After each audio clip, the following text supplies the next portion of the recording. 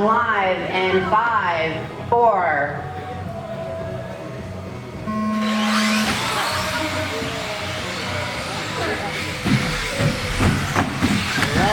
Middle section, watch the middle section.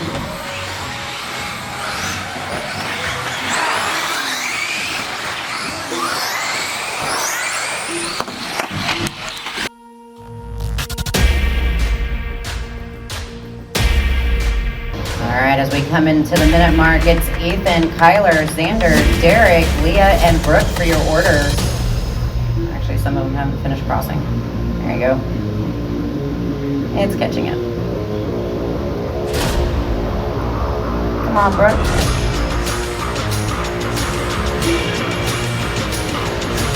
Ethan starting off with the hot lap of a 26.86.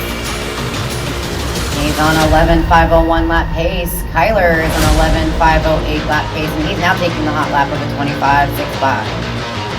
3.5 minutes remaining. It's not really hard to do.